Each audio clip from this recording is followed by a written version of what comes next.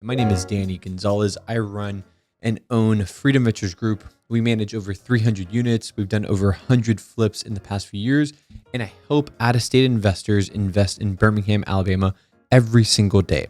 Today's video, I'm going to give you the top 5 red flags I see from investors who fail before they even get started. Red flag number 1, I hear them say, I'm going to buy the cheapest properties and then I'm going to rent it Section 8. It's guaranteed money from the government. Like, what could go wrong? And I hear this one a lot. And yes, on paper, guaranteed rent sounds great, but unfortunately, here is the truth. When you buy the cheapest properties, you're buying them in the worst areas.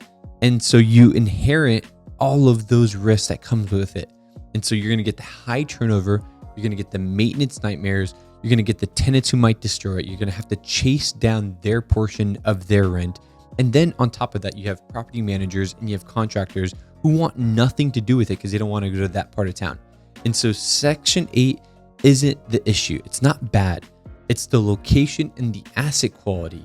That's what's the problem with this strategy. And so buying junk in war zone areas just because rent is guaranteed is a fast way to lose money and to get burnt out. And also, these areas typically don't appreciate very well since it's mostly just investors who trade and buy in these areas, not owner occupants. And so buying cheap properties will not make you wealthy. Don't believe the gurus. I see this. I do this every single day. It's better to invest in class B and C properties and do it right. You might get a little bit less cash flow, but everything else works out so much better. Red flag number 2, I hear them say, I'm going to buy through my turnkey provider. It's already renovated. I'll just retire on the cash flow. This one's sneaky because it's sold with a dream, and it's a dream that most people want to hear, that passive income. The problem is that with most of the turnkey properties, the way that they make their money is on the sale itself, not on the long-term performance. And so you're buying it at retail, often with mediocre cut corners rehab, inflated rent projections, and then zero accountability after you close. You think that you're buying passive income, but what you're actually buying is someone else's exit plan. I have lost count on the number of times that I've spoken to out-of-state owners who purchased turnkey, but then now want out of the game. Red flag number 3, I hear them say, I'm going to own a portfolio of out-of-state properties, and then I'll never visit that area. And this one is efficient, it's convenient on paper, but it's dangerous in reality. If you're just flipping a property, sure, like maybe you don't have to go and fly in and walk the property. But if you're planning on holding long-term and building a portfolio in a market that you know nothing about, you're not even willing to visit, you've never met the people in person, you've never walked the streets or understood the area, you're setting yourself up for failure. That is the truth.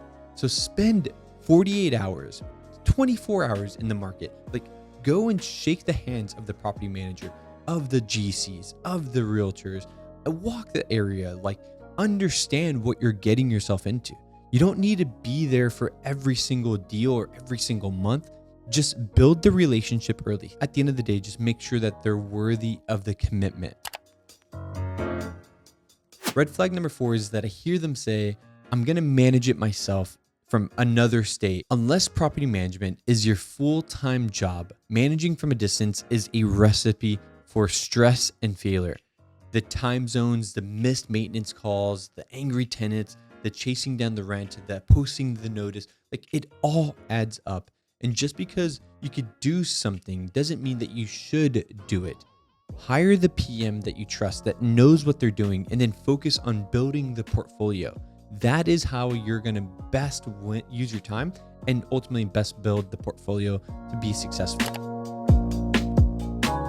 Red flag number 5 is that I hear them say, I'm going to buy 10, 15, 20 houses this year, and then I'm going to scale every year from there. Ambition is great, but here's what usually happens. You buy 1 or 2 or 3, and then something breaks, and then you get overwhelmed, and then you stop. The people who succeed start small.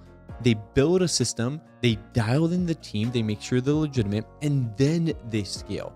You don't build a skyscraper without pouring a solid foundation.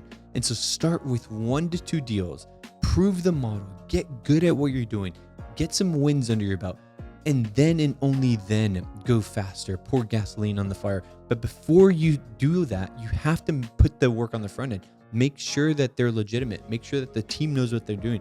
Make sure that you like the area long term. Like, buying out of state is hard work. Yes, the properties are cheaper, and yes, your dollar goes further, but there are pros and cons to everything. You have to be steady. You have to be consistent. You have to have a game plan and stick to it. There is a right way to invest in out of state. But if you've said any of these 5 things before, slow down and rethink your approach. Play the long game. Vet your team. Visit the area. And don't try to get rich on your first deal. Just get the experience and start stacking the wins.